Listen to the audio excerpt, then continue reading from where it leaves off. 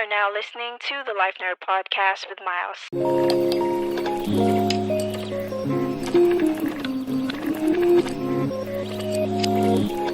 So for this episode, my topic is about seeking help.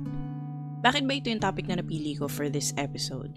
I just feel like there's this need to reach out to a lot of people, and I also think that this is very relevant, especially for this season, this holiday.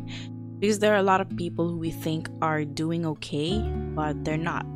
The smiles, the laughter, the acting tough, being with friends, being all cheerful and jolly, it's only but a mask or a facade. And a lot of people are actually concealing their real feelings. A lot of people are not telling you about what they are suffering from. Kaya ito yung napili kong topic because I want to let people know why seeking help is very important. But for right now, before we dive into deep, I'm gonna first hit you with facts. Ito yung mga katotohanan ngayon. And the truth is, the pandemic made a huge impact on mental health. Ang sabi nga ng World Health Organization, the COVID-19 pandemic triggers a 25% increase in prevalence of anxiety and depression worldwide. And in the Philippines alone, the Department of Health estimates that at least 3.6 million Filipinos are facing mental health issues during the pandemic, including depression. At ang nakakalungkot sa lahat, 16% suffering from mental health disorders are among children. So grabe, no one was safe. Everyone was affected by this. Ano man ang status mo sa buhay, bata, matanda, teenagers, mayaman, mahirap, middle class, you are affected by this. Your mental health is affected. Even people who thought that they will not experience anxiety or depression experienced it. Kaya mas nakakadagdag yun because we were battling a virus that would affect us physically. These scientists, these doctors were busy finding out a cure for this virus, pero no one really paid attention about our mental health. No one really thought on how to reach out to people who were suffering mentally. And mas greater pa yung effect nun. Because during the pandemic, I was watching a lot of documentaries on how people who had COVID-19 were dealing with it. And these doctors were doing their best to cure the symptoms or deal with the symptoms of the disease. Pero ang malaking impact talaga kapag tinamaan ka ng virus, hindi lang yung physical health mo, pero yung mental health. Bakit? Because you are alone in the process. Hindi ka pwedeng dalawin ng family members mo, hindi ka pwede yakapin, no one would hold your hand, no one is allowed to take care of you because the virus is transmitted quickly. Kaya mahirap na magkaroon ka ng kasama sa kwarto Kasi hindi lang ikaw yung at risk, pati yung mga kasama mo, pati yung mga mahal mo sa buhay. At itong physical touch na to, itong human touch, napaka-helpful nito, lalo na sa mga may sakit. Sabi nga sa studies, physical touch is known to improve the function of your immune system, as well as reduce diseases such as those associated with heart and blood. Nakakababa daw siya ng heart rate and blood pressure. And kung iisipin mo, di ba, ng mga bata tayo, kapag may sakit tayo, konting haplos lang ni nanay, di ba? Konting alaga lang, kahit hindi tayo umiinom ng gamot, punas-punas lang, di ba? Yakap lang, kinakantahan ka. Ang laking tulong na nun sa atin. Kaya, ayun nga, kahit hindi tayo uminom ng gamot, gumagaling tayo. Dahil dito sa physical touch na to, dahil sa human touch. Kaya big ups and props to the nurses and doctors who not only became physicians but also became friends, loved ones, husbands, wives, relatives of the people who were dealing with the virus. Sila yung parang naging super proxy. And napakahirap kasi hindi lang yung mga patients, hindi lang yung mga tao na may COVID-19 yung affected yung mental health, but the medical team themselves, their mental health is also affected. I've read that, most of the doctors who were on duty and even the nurses who were on duty during the pandemic, some of them were suffering from PTSD. Some of them were experiencing trauma. It's very traumatic for them because of what happened, because kung yung ano man yung mga na-witness nila during the pandemic. And because of that, because of the pandemic, naging talk or bukang bibig yung mental health. siguro maraming cons, maraming mga negative effect yung pandemic sa buhay natin. Pero nagkaroon din ng mga pros. May mga naging magandang naidulot din yung pandemic. Kasi dahil dito, dahil sa COVID, naging totoo yung mental illness. It became real to a lot of people. Kasi before, there was this mental health stigma. There was this huge barrier, and most people don't believe in depression. They don't believe in anxieties. They don't believe in mental illness. They're just not open-minded to it, especially here in the Philippines. Our country is a very religious country, and most of the people here don't believe in mental health. At ang masakit nun, whatever you were going through, whatever you were feeling, it's always associated with faith. Laging tinitira yung pananampalataya mo. But I just want to let you guys know that whether it be depression, anxiety, PTSD, personality, or mood disorders, etc., mental illness is very much like a physical illness. Diba? Many people I think have a hard time coming to grips with mental health because the mind is less tangible. Hindi mo makita, hindi mo mahawakan. Ang hirap paniwalaan kasi pag sinabi mong depression, pag sinabi mong mental illness, parang paano? Diba? She looks okay. She looks good. She looks healthy. Paano yan magkakaroon ng mental illness? Ganon lagi yung thinking natin eh. Kaya pag minsan sinasabi mo na may depression ka, sasabihin sa'yo, wala lang yan, arte lang yan, or hindi naman totoo yan, or attention seeker lang to, papansin lang yan. At ito, para sa akin na personally speaking, ito yung pinakamasakit na narinig ko eh. Kapag nag-try ka mag-open up. At hindi lang ako for sure, may mga tao na takot mag-open up because narinig na nila tong linya na to. At ang sasabihin sa'yo kapag meron kang mental illness or you're dealing with mental health issues, sasabihin sa'yo, kulang lang yan sa prayer. Diba? Lumapit ka kay Lord para mawala yung depression mo. Basahin mo tong Bible verse na to para makatulong sa'yo. Kasi nakatulong din yan sa akin eh. Ganun yung laging sasabihin. Pero, hindi naman nila naiintindihan. Kapag sinabi mo na may anxiety ka, sasabihin sa'yo, wala lang yan, stress lang yan, Mag-relax ka kasi. Hindi naman totoo yan eh. Sabihin sa'yo, nasa lifestyle choices yan or sa food na kinakain mo, kaya nagkakaroon ka ng panic attacks, diba? Ganun yung laging sinasabi ng mga tao na mga kasama mo. Kaya, wag ka na lang mag-open up. Wag mo na lang sabihin sa'yo na lang. And, nakakalungkot, people with mental health conditions are often discredited or invalidated. Kaya ang naging epekto nun sa mga tao na may mental health conditions is they don't want to seek help. That's why no one had the courage to speak up and ask for help. Kasi, hindi ka pa nagsasalita, invalidated ka na. Kapag naman you try to speak up, people shame you or judge you. There are a lot of causes why people don't seek help or treatment for mental illness. At ang number one cause na nakikita ko kung bakit maraming tao yung hindi humihingi ng tulong or nag-open up about their condition is because of limited awareness. Because of misconceptions and stigma surrounding mental health issues. People often suffer in silence and do not seek treatment for their conditions. Mental health awareness is an important initiative to improve understanding, and it increases access to healthcare for those who need it. Kwento ko lang from personal experience. Kwento muna tayo ngayon. When I was younger, I never really understood what I was going through. Kasi alam nyo naman tayo mga batang 90s, what's up? Tsaka doon sa mga older generations, we weren't really encouraged to speak up. Kasi, di ba kapag, may mga nag-uusap na matatanda, tapos kapag ikaw yung bata doon, bawal ka sumabat, di ba? Kapag sumabat ka, matatawag kang bastos, o kaya mapapalo yung bibig mo. Hindi pwedeng ganun. Unlike for the young people today, they are very fortunate kasi they are encouraged to speak up. You are free to speak your mind. You have freedom of speech, diba? Pero tayong mga batang 90s doon, wag ka nang sumabat, mapapalo ka ng tsinelas ng nanay mo. Kaya ako, I am a very emotional person.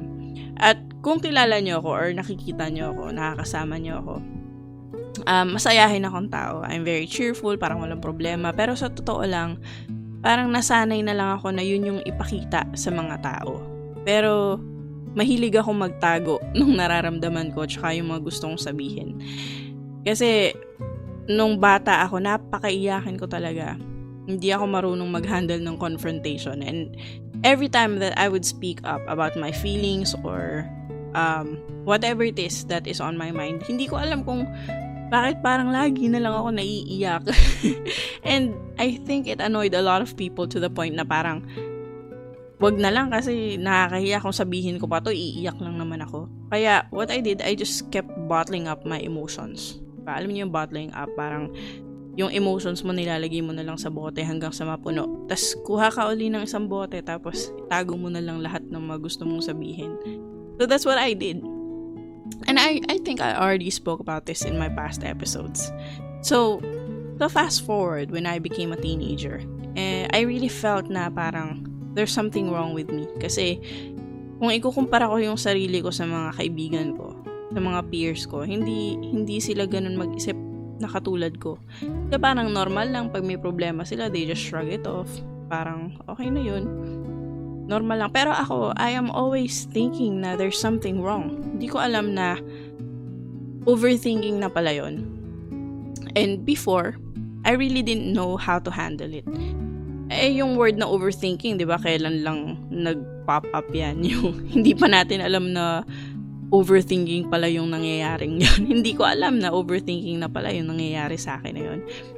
And dumadating sa point na nag-overthink ako and I was bottling up my emotions to the point na I was hurting myself kasi hindi ko na alam kung paano i-handle pa yung nararamdaman ko at iniisip ko. So tinatago ko na lang yung sarili ko sa pagiging cheerful or masaya para hindi na lang ako tanungin. Kasi pag tinanong ako, iiyak na lang din naman ako eh. Hindi ko din naman masasabi. Kaya, nobody really knew what was going on in my mind. And I was not aware of what I was going through. Kasi no one really talked about it. Nung nasa school tayo, may mga subjects tayo like PE, health, diba? Physical education. Tapos naging MAPE, music, arts, physical education, and health. Diba? Nadagdag na yung health dun. And everyone was talking about how to take care of our bodies, but nobody really talked about how to take care of one's mental health. Limited yung awareness. Diba? Limited awareness from the people suffering from it, and limited awareness from the people who were not suffering from it. Kaya, isa na yun sa nagiging cause kung bakit hindi tayo makapag-speak up, hindi tayo makapag-seek ng help. Kasi we don't even know what we are suffering from. Diba? Unlike today na everyone is aware about their mental health situation. Diba? Marami ng psychologist, marami ng psychiatrist. Dati kasi pag pumunta ka ng psychiatrist, matik, baliw ka na eh. Diba? Ganon. Sorry sa word, napaka-harsh. Pero ganon eh. Ganon yung thinking sa atin na pag nagpa-psychiatrist ka, malala ka na. Pero ngayon, hindi na nakakahiya lumapit. Pwede ka na magpa-assess or magpa-check up kasi unti-unti, we are all getting the information that we need about mental health. The second cause why people don't seek help is because of fear and shame. Why? Because people are more aware of the stigma and discrimination than the treatment itself. They don't want to be labeled mentally ill or crazy. They may have concerns about how such label could negatively impact their careers, their education, or their life goals. Kasi totoo naman eh, if you think about it, yung mga tao na may physical illness, discriminated na. Paano pa kaya yung mga tao na aaminin na may mental illness sila? Paano pa kaya yung mga tao na aaminin sa mga boss nila na they are medically diagnosed of mental illness and they're taking medicines? Paano pa kaya yun? Parang mas nakakatakot pa nga naman i-open because of the stigma. Instead of people supporting you, instead of helping you to become better, instead of showing kindness, you are often discriminated and invalidated. That's why some people who are also medically diagnosed are afraid to take medication. You know what? I asked someone about that who is currently taking medications for her PTSD. And I was telling her about someone who was also diagnosed with PTSD but is refusing medication. And these are her exact words. Ang sabi niya sa akin, mahirap naman talaga mag-take ng medicine pag para sa utak. Kasi feeling mo may mali sa'yo. Feeling mo pag uminom ka nun, may mababago sa'yo. Kaya the best thing that we can do is really be an advocate. Raise awareness. Not only for the people who are suffering with mental illness, but for people who are not dealing with mental illness. Why? Kasi informations save lives. The more you are educated, the more you are informed, the more you are able to help.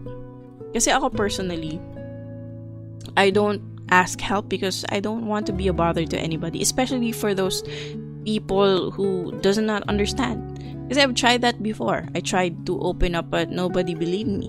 I told my friends pero naniniwala naman yung mga ibang kaibigan ko pero hindi nila alam kung paano ako tutulungan.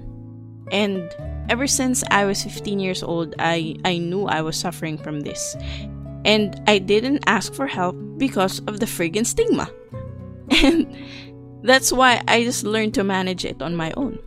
Nobody would ask for help because nobody knows how important it is to ask for help. Nobody knows that it's okay, that it's not a sign of weakness, but an actual sign of strength when asking for help. And as a community, or as just plain human beings, we should all practice empathy. We should show willingness and social support and encourage those who are suffering from mental illness to seek help. Kasi ganito yan the way I see it, if you show someone love, if you show someone compassion, that you are not judging them, that you are not dismissing what they are going through, that you are not invalidating their feelings, it is more helpful for them to come out because they would know na okay naman pala, naiintindihan naman pala nila. May pag-asa naman pala na kapag may napagsabihan ako na may pinagdadaanan ako, they won't judge me. It starts with just one person. And you see, kindness goes a long way. Diba sabi nila, if you show someone kindness, it will have a ripple effect. And we may never fully understand what they're going through, but we don't need to do much. Just always be kind. Always be willing to listen. Hindi lang yung makinig, yung intentionally listen and be genuinely concerned about them. Yung hindi yung tipong kapag may sasabihin sila mag-a-advise ka kagad. No, just listen. And if people are aware, if people are well informed about mental health, about mental illness, you would know what to look for. You would know what questions to ask, how to talk to them, how to comfort them, to the point of reaching out to them and telling them or asking them that they need to seek help. Much like physical illness, much like what we did to COVID-19, a bunch of information helped. Paano ba natin natalo tong COVID-19? By being well informed about preventive measures. By learning and reading about symptoms. We learned how to do first aid. We learned about the signs and symptoms of COVID. If kaya ba ng home remedy or kailangan na dalhin sa ospital, we learned as much as we can to prevent the spread of the virus. Ganon din yung pwede nating gawin sa mental health. And this is why I'm here. I will forever be an advocate to mental health because I think it's about time. It's about time that we paid attention. Do you remember the stats that I gave you earlier? Aren't you all bothered? Let me read it again to you. World Health Organization, the COVID-19 pandemic triggers a 25% increase in prevalence of anxiety and depression worldwide. And in the Philippines alone, the Department of Health estimates that at least 3.6 million Filipinos are facing mental health issues during the pandemic, including depression. At ang nakakalungkot, yung 16% suffering from mental disorders are among children. 16% are children, hindi teenagers but children. As early as that, we can detect mental illness if only we care more about others. We can help in every way we can. We can prevent the numbers of people who are committing suicides. 16% is a cry for help. Siguro naman panahon na malaman ng mga tao about mental illness. Panahon na to keep yourself informed. Panahon na to know more about mental illness. So how can you help people with mental illness? Just genuinely express your concern. Offer your support and connect to them to help if you feel that they need it. Encourage them, pray for them. Napakasimple lang, you don't need to give unsolicited advice. Because first and foremost, if you are not dealing with mental health issues, you really don't know what they are going through. So just be genuinely concerned and be kind. Don't force them to open up to you. If they are comfortable around you, sila na mismo yung mag-open up sa'yo. Just be a friend. A shoulder that they can cry on, someone they can lean on. Ganun lang talaga yung pwede nating gawin. Be a friend. Be genuine. Ganun lang. Express concern and be intentional in listening. Before I end this, I would just like to share something. Ako personally, I never got the help I needed medically. But one thing that saved me is my relationship with God. Not religion, just to be clear, but my relationship with God. Kasi iba yung spiritual healing Iba yung peace na ibibigay ni Lord. And I think a lot of people should hear about that. That God can heal not just broken bones, broken hearts, but also broken minds. As for me, just to share what I am going through, I am an extreme overthinker associated with GAD or Generalized Anxiety Disorder, according to a medical assessment that I took online. But I never really pursued the medical help that I needed. Nagpa-assess lang ako, pero hanggang dun lang. And my mind is just a complete chaos. When I overthink, I think about the worst case scenarios, about everything. I can't help it. Hindi ko alam kung bakit. Lumala na lumala. Sabi ko nga sa mga earlier podcast ko, diba? One example is, when I was in college, may tumatawid ako sa kalsada, tapos may dumaan na jeep. Tapos napakabilis nung takbo. Tapos muntikan na akong mahagip. Pero hindi naman ako nabangga. Muntik lang. Hindi naman ako nasagasaan, pero in my mind, nasa ospital na ako at malala na yung kondisyon ko. Kahit ngayon, sometimes my husband would be driving and may madadaan kaming truck sa gilid. So minsan, mag-overtake siya. Kahit hindi naman kami nabangga, kahit parang may chance lang. In my mind, nasa ICU na kami. Ganun kalala. Pagkatapos ko maisip yon, pagkatapos ng overthinking, it will always be followed by a panic attack. Basta every time I would overthink, yung malalang overthinking na, natitrigger yung panic attacks ko. Natitrigger siya. And dati hindi alam to nung asawa ko Kasi ngayon, 2020 lang kami nagkasama sa bahay. For years, 10 years kami in a relationship pero never kong nasabi sa kanya yung condition ko na may ganun pala. And one time, na-witness niya yon, hindi niya alam yung gagawin niya. Kaya sinabi ko sa kanya yung sitwasyon ko. And I'm just glad na he's very patient. Lalo na kapag nag-overthink ako, hindi ko talaga mapigilan yung lumalabas din sa bibig ko. Kasi sobrang, ang dami kong scenarios na naiisip kapag hindi ko i-release yun, hindi ko na alam kung anong mangyayari sa akin Pero, there's this verse in the Bible that helped me. And until now, yan pa rin yung pinanghahawakan ko. A while back, siguro 2008 or 2009, as a youth group, yung youth pastor namin, dinala kami sa Kabayan Hotel kasi meron dun mga prayer room sa top floor. So, to make the long story short, nagpray kami dun. Nag-iisang rooms kami and I didn't know what to do at first. So, I started singing and nag-worship lang ako kay Lord. And I was reading the book of Matthew and I came across Matthew 6:34. And it says, "Therefore, do not worry about tomorrow, for tomorrow will worry about itself. Each day has enough trouble of its own." And it was just so refreshing to me na parang, whoa, alam ni Lord yung pinagdadaanan ko.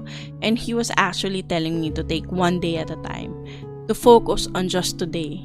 That's why sometimes I don't make plans because instead of thinking good things about it, I actually worry about the things that could go wrong. And ever since then, that's how I started to live, by taking one day at a time, by focusing on today, living on the now. Just surviving this day and not worrying about tomorrow because, as promised, God is already there. God is already taking care of my future. Kaya ako, I just need to worry about today. I just need to take one step at a time, one day at a time. You see, the church has a huge role in this. And for me, napaka-effective talaga if may medical and spiritual counseling. Kasi iba yung naibibigay na tulong ng medical sa spiritual. I think both are necessary and I think that it should work hand in hand. Dapat balanse. A proper perspective is one of the first big steps to overcoming stigma in the Christian community. That begins with holistic understanding that God heals through the Spirit. God also uses practical wisdom. He uses people. He can use medicine. And He is not limited to operating in one way. That the church should understand that just like our bodies get sick, our minds can also get sick. Isa siyang illness. Isa siyang sakit that needs treatment, that needs encouragement and support. It's not always a faith issue. Parang ang sakit lang kasi if you ever meet someone who has cancer, diba, hindi mo naman pwedeng sabihin sa kanya na, alam mo, kaya ka nagka-cancer kasi hindi ka nagpe-pray. O kaya if you meet someone who has diabetes or has kidney failure and is terminal, hindi mo naman pwedeng sabihin sa kanila na, alam mo, kaya ka naging terminal kasi mahina yung faith mo. Diba? Hindi naman pwedeng ganun. You know what?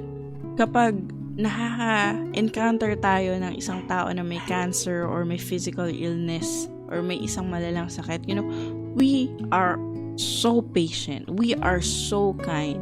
We are so understanding. Pero, kapag naka-encounter tayo ng isang taong may mental illness, lagi nating sinasabi na lacking ka spiritually. Bakit laging ganun, di ba? Struggling with mental health doesn't make you any less Christian. It just makes you human.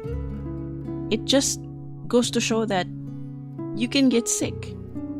And I am saying that the church has a huge role in this because if we can reach out to people with so much love and compassion, just like Christ did, we will be a part of the change. We will be a part of the awareness. We will defeat the stigma. And by that, people who are suffering with mental illness will actually reach out for help. And we can actually reach out to people who needs help. Alam niyo, maraming mga tao na walang access sa medical treatment. Hindi nila alam kung saan sila pupunta because of limited awareness, diba? Like what I said earlier, hindi nila alam kung saan sila kukuha ng pambayad sa gamot. And there are those who are like me, who are embarrassed of seeking help or going to the doctor and admitting that they are suffering with mental health issues. Yung tinatago na lang, kinikimkim na lang sa sarili. And sorry kung parang dinidikdik ko yung church. Diba? I have nothing against the church. Actually, I grew up in church. Pero I think as a community, I think we can do better. Ano na lang yung mangyayari kung hindi na nga accessible yung medical treatment, hindi pa rin accessible yung spiritual treatment. Diba? You know, people are going to church because some of them believe that they are safe when they come to church.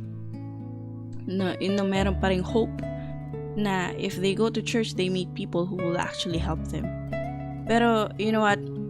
I know some people who are actually dealing with mental illness or with mental health issues na umalis sa church kasi they feel attacked and they feel discriminated, na laging sinasabi na dahil sa kulang sila sa pananampalataya kaya nangyayari yung mga yun sa kanila.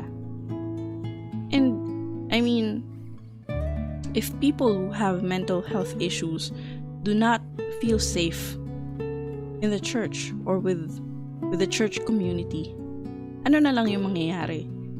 Ano na lang yung mangyayari sa mga tao, 'di ba? Kaya tumataas yung cases ng self-harm, tumataas yung cases ng suicide because of this. Nothing is accessible. You know what? Mental illness is silent, and it clearly doesn't care about your status. It hides behind the smiles, the laughter, and joy. And we have to check in on one another.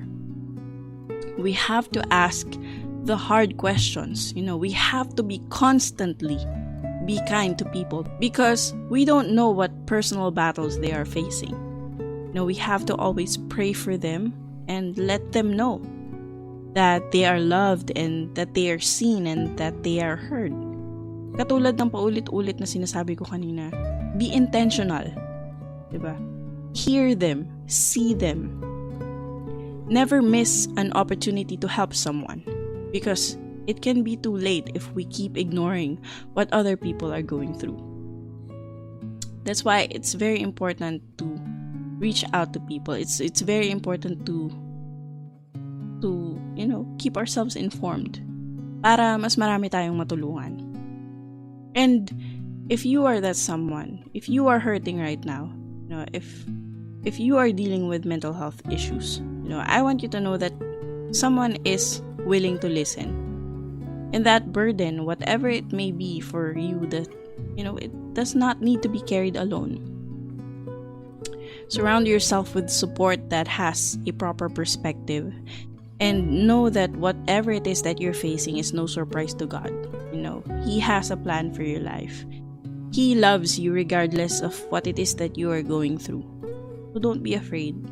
Kung di ka man makalapit sa mga tao, kung di ka man makalapit sa mga doktor, know that there is a God who is always willing to help you, always willing to listen, who is always available. And always remember that you are not alone in this process. A lot of people may never understand you. A lot of people may never know what you are going through. But, there are also a lot of people who are willing to help you. Marami tayo na nakakaramdam nito. And kung hindi lang tayo matakot na mag-reach out, pwede tayong magtulungan. So please, have the courage to seek help. It's okay to seek help. And maybe by this, we'll slowly lose the stigma. So yun lang. I hope you guys like this episode, and I hope you learned a thing or two about mental health and the importance of seeking help. Maraming salamat sa inyo kasi kahit na nag-hibernate ako ng matagal, nandyan pa din kayo sumusuporta. Thank you all so much for listening to my podcast, and to my new followers, thank you all so much for listening to my old podcast. And alam ko may mga nagre-request ng mga bagong episodes, so here it is. Hope you guys like it. This one's for you. And alam ko na hindi naman ganon yung reach ng podcast na to, pero ang sabi ko nga, may matulungan lang ako, may makarelate lang sa akin kahit isa, dalawang tao. I feel like I have accomplished a lot. And thank you all so much for supporting. Thank you for following me on Spotify and also on my official Facebook page, which is the LIFENERD Podcast as well. So, yun lang. Once again, this is Miles reminding you to take one day at a time. Always be kind, be grateful, stay humble, and choose love above all. Thank you all for listening. See you on the next episode. God bless you all. Peace.